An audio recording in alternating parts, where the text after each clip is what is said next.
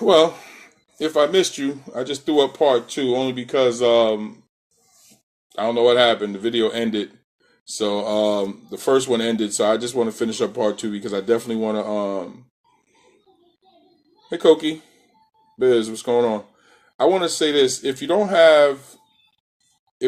have grounding in anything greater than you, now might be a great time to consider your spiritual base. Um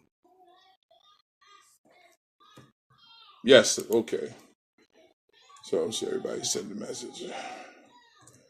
And I'm gonna say that because with everything that's going on, I would say to everyone that if you're not at a place where um, you're feeling comfortable with everything that's going on, now might be the time to reevaluate your spiritual base. Because with everything that's happening, from earthquakes to just things that are going on in the country, you gotta look at everything and put it in a perspective where you put it all together. And it's not just, oh, President Trump is out of control. It's not just that racists have now resurfaced. They've never gone anywhere, by the way. What you have to look at is you have to look at everything. You have to look at what the rich are doing, what the poor are doing. You have to look at the people that are supporting ideas that clearly hurt and destroy other people. You have to look at how the lives of other people seem to mean nothing with the fact that we actually are literally in 2017 having slave auctions in parts of the world that doesn't make any sense. And yet people are ignoring that it's even happening. We're looking at the political landscape and folks are acting as if what's going on in front of them is not happening directly. And I'm saying to myself, how do you just ignore what's going on as if it's not happening? How do you ignore what you're seeing, that lives are being snuffed out? That okay, it was an earthquake today, but what if it was greater? What if it was something more? There's too much going on at the same time for us to sit and stand pat. Well, that's the way I feel. And I'm not apologizing for how I feel. I'm just going to give it to you. And as I've said and will say in my videos, if you don't dig what I'm saying, delete me. Don't just leave. Brother Lou, how we doing, man? Hope that you're doing better in the hospital. I hope you're beating that flu, man. I'm praying for you. You know that I am. But I'm serious, guys. I'm not. I'm going to be 50 years old in a couple of weeks. I'm no longer concerned about how people take me. Not that I was concerned before. I really wasn't. I still don't care. But it's even more so now. Now it's even more arrogant to why I don't care. Because you know what? I know I'm trying to save lives. I've been doing it, but now even more so now. So I'm not apologizing for anything that I say or do. But what I am going to do is try to offer to as many people as I can an opportunity to take a look at what may be going on with them. Are you where you need to be right now? Are you comfortable with your surroundings? Are you comfortable with your circles? Are you comfortable with where you are with your children? Are you comfortable with you? Are you comfortable with God? See, we've allowed people who have perverse God to affect us so much that we don't even search for God anymore. We don't even search for the understandings of what life is all about and that type of stuff. We're literally sitting back and letting other people do what they do, perverse faith, and then reacting to those perversions and then using that as an excuse to close or turn our backs to God. Because as I hear often, oh, there's so many hypocrites in the church, and oh, I can't stand it, and oh, the Bible was written by man, and all this other foolishness. Okay. Have you ever stopped and looked at how, if you look at some of the things the Bible asks you to do, it protects you, it offers a form of comfort, it offers guidance. we've allowed people to cause us to feel a certain way that we're not paying attention to the greater good of the things around us. We've allowed people and the actions of people to cause us to believe God doesn't even exist. And as I said, hey, what's up, Carletta? I have some fantastic atheists on my page. I have some folks that they go at Christians every day. They dare a Christian to come on their page and say something because they're definitely going to tear them a new one. So you may go, why do I love them? Because I'm cool with them. They don't attack me. They don't attack my faith at me. And when we talk, I respect them for who they are. They respect me for who I am. They love me and I love them. Do I wish they were doing things differently? Of course I do. Do they want me to be somebody different other than the Christian man that I am? Probably. But our relationship and our respect is because they know I'm real with mine. There we go. So what I'm saying to you is, where are you at with yours? Where are you at with your understanding and positioning with the supernatural? And if it's based on, hey, Kara, if it's based on what man has done, well, then you're doing yourself a disservice. See, the world is waiting to experience all of who you are. And a grounding in faith causes that, because you then shuck away any of man's ideas of who you are. And you become more who God created you to be. And the world needs that right now. That's why I said I wanted to talk about today's interview and the earthquake. Because the interview was a clear signal to me that I'm doing what I'm supposed to do in the direction that I'm going in because of the command that I had in that interview. And then the earthquake was a signal to me, a reminder to me that there's still forces in this world that are greater than me. So I got to stay close to the God that I pray to. So you see, I had a filling day today, and it's still not over because I got to lay down for about 3 hours, get up, go to work tonight, get off work at 7, and then drive for about an hour to an interview that I have at 9. But it's me being me. When I can be in an interview and share about my business, share about my wife, share about my faith, share about all these different things I bring to the table, and none of it is obtuse. None of it was out of the pocket. Most of it was stuff that they asked for because it was connected to the position itself. When they started talking to me as if I was part of the staff, it's almost like they had to remind themselves, we're interviewing him. Because at one point, I was asking them questions, and they were joking and laughing about, you're interviewing us. Yes, I am, because I may have to work with you. And by getting to know as much as I get to know, it helps me not make mistakes if I get the job. Now, I said if. 3 or 4 times, both women said, when you start working, when you come on, when you're here, you'll notice that. And I just sat back and I started listening closely, and I said, wow, they don't even hear themselves. They've already anointed the position to me without me even saying nothing. So I didn't say nothing. If it happens, it happens. But like I said to you in the other video, and if you just joined me, the director looked me right in the face and said, God, I would love to be you. Really? Because she liked the way I spoke, the way I carried myself, the way I expressed myself. Now, this is going to be my boss.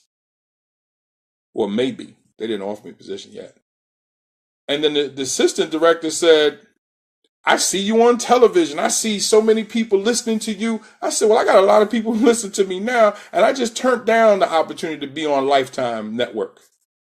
Because what you don't understand is what they want you to give away to be on television. I said to them, I'm not giving away my integrity or my soul for a seat on television to play games on your network.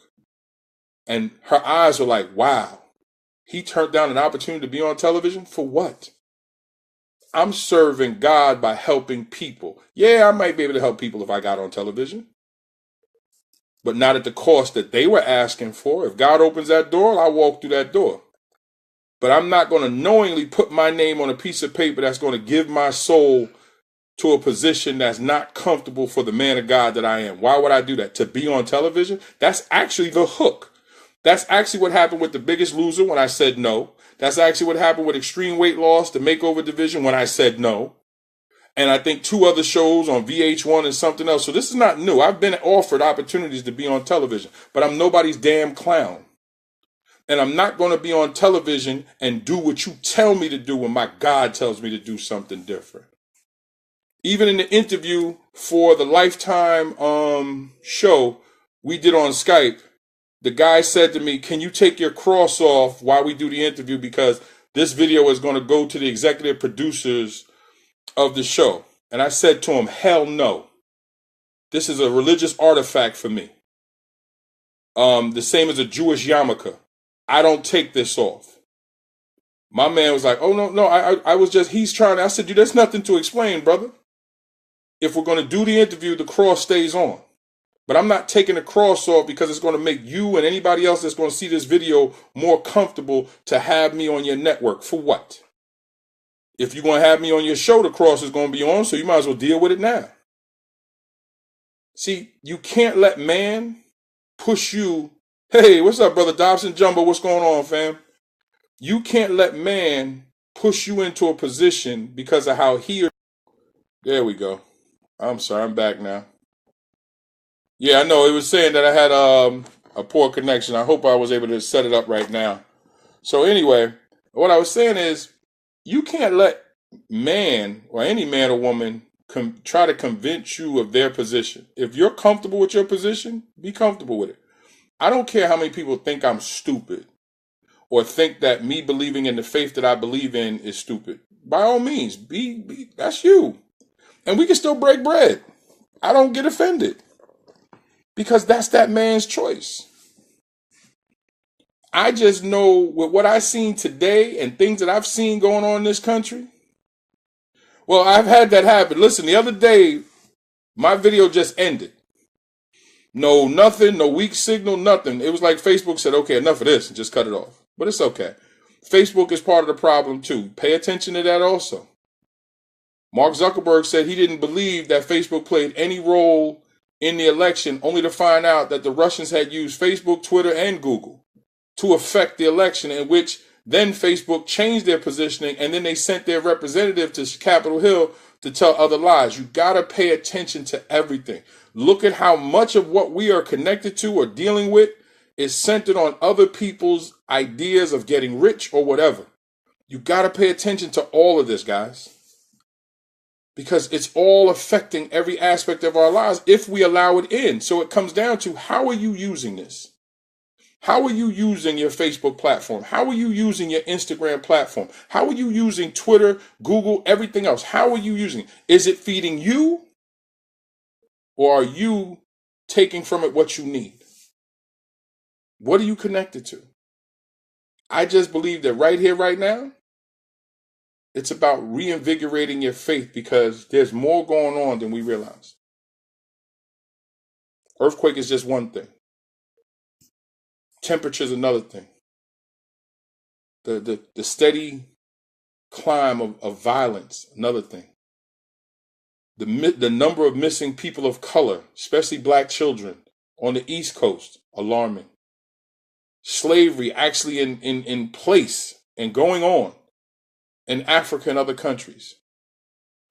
It could be the 7 signs. Somebody would have to research that to see. I just think man is getting to a position that it was talked about, where he would become lovers of themselves. And when you love yourself, you don't care who you destroy to continue to love yourself. That's actually in Timothy. That man will get to the point that he loves himself and could care less who else he's listening to. We're starting to reach that point. We're at that point. Look at the things that are being rewarded right now in the world. Look at the people who are being rewarded. And look at how many people are following those people. So I don't look for any antichrist. I look for a mentality that starts to move people to a position of destruction. Just pay attention. We have numbers of violent situations happening. People are becoming desensitized, where within a week, we're not even talking about it. Within days, it's an afterthought. even if it is made up. Who makes up 80 people dying for what reason? So that means they got negative belief system going on. So that by itself should require you to go, your antennas should go up. That there were no interviews at the time of the Orlando shooting or the Vegas shooting other than the same type of people. Pay attention to the video. It's the same type of people speaking the same way, but you don't see the bloody victims. You don't see the people being carted off into the ambulance. You don't see the people laying there. You don't see the dead bodies like we see when they show us foreign video. There's something to that. And then you have to ask yourself, who benefits from setting it up that way? These are very dangerous and nasty times.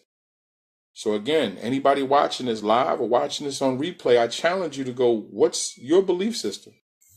What's your focus? What is the thing that you're connecting to that's going to help you understand the gravity of the negativity that's going on in the world right now? So for me, it's God. For me, it's my faith. For me, it's the belief in Jesus Christ. Because like I said, for you that criticize the Bible, take a minute and see how it offers comfort to those who are connected to it deeply. It offers guidance to those who use it as a guide. It offers instructions on how to do, how to set up, and how to live your life. But it can't be partially. It can't be, well, I'm going to pick Matthew and forget the rest of the Bible. I'm going to pick Genesis and forget the rest of the Bible. I'm just going to read Revelations and don't care about the rest of the book. It doesn't work that way.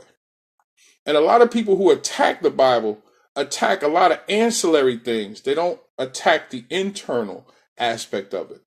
Because then you start to get into areas that man can't prove. So most people stay away from the internal aspects of the Bible. They attack the outside, or they pick little pieces to go, how could you believe the book if it says this? But yet they know every line to songs that are more disgusting than anything you could read in the Bible. Or they swear by movies that are more sick than anything you could read in the Bible. Hey, what's going on with the baby?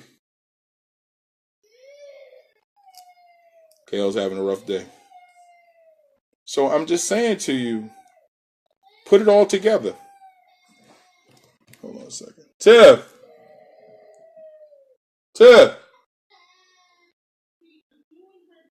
Okay. Oh, she's getting her hair done. Woo. Yeah, she was looking like a Rasta today. She had her hair out and everything. She actually tried to put her own hair or something. I don't know what she was trying to do. She had to get it washed out. Lord, it was crazy. So I want you to take the time as you watch this video and you share it with other people to just consider the questions that I'm asking. And again, I'm going to say this, and I'm going to say it in every video. If you don't like what I'm saying, could care less about what I'm talking about, please delete me. I'm begging you to delete me. I really am. Please. I want to know that you deleted me when I happen to think about you, when I go by your page and I see add friend. Then I know you curved me. Okay, cool. That lets me know that something I said triggered something in you. That at least lets me know you was listening to me. Because if you deleted me for no reason, that means you heard something that I said and you didn't like it. And instead of coming to me and having a conversation with me, you deleted me. Thank you. One less person I got to deal with, and it clears the way for somebody who needs that seat so we can share and talk. Wow. That's what happens. That's what tenderheaded sound like. I don't know if you can hear that.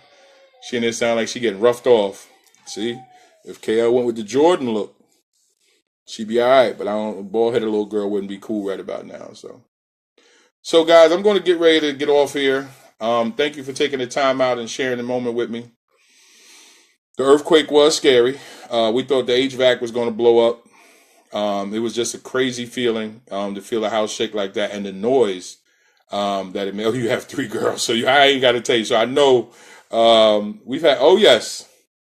Oh, Brother Dobson, you know, and Brother Dobson here that's on can tell you nothing that I'm saying now I haven't said before. You're definitely welcome, Carletta. It was just a matter of doing the things that I said, and I'm doing it. But I would challenge everybody watching this video, and I'm going to challenge everybody watching this video. Are you sharing your covering with those who don't understand your covering? See, trying to share your covering with somebody who's already covered makes no sense. That's like you and a person with an umbrella just kind of pass the umbrellas back and forth. You're still going to stay dry, but are you willing to walk up to somebody who doesn't?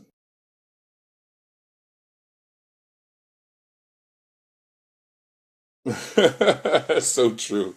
So true.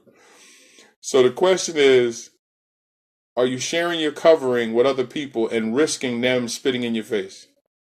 Are you offering your covering to other people to have them go, you a fool for even believing that religion? Are you offering your covering to people who don't understand you to have them go, you letting the white man control you? Okay. And if you're not comfortable with having those conversations, well, then that's your reasoning of why you need to stay in constant study, because you need to be able to answer those questions. You need to be able to explain to someone who attacks your faith. And it's not a debate. You just simply have to explain it why you choose it for you. I don't have to explain what someone else feels about my religion. It works for me because it grants me peace. I am connected to this faith because it gives me a covering and a comfort that I don't find in anything else. That's all. You don't want it? Don't bother with it. You don't believe it? I wish you well, and I'll pray for you.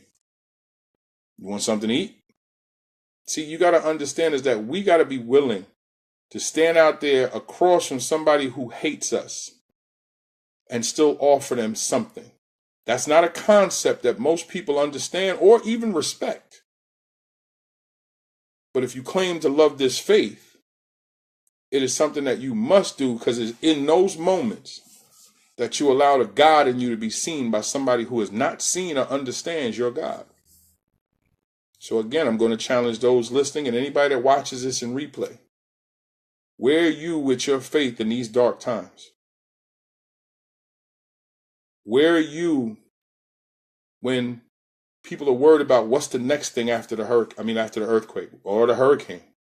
We watch hurricanes of record numbers, of record intensity hit this year.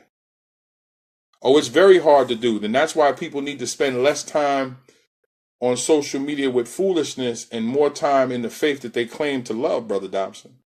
Because if you're not sharing it with other people, then what are you doing?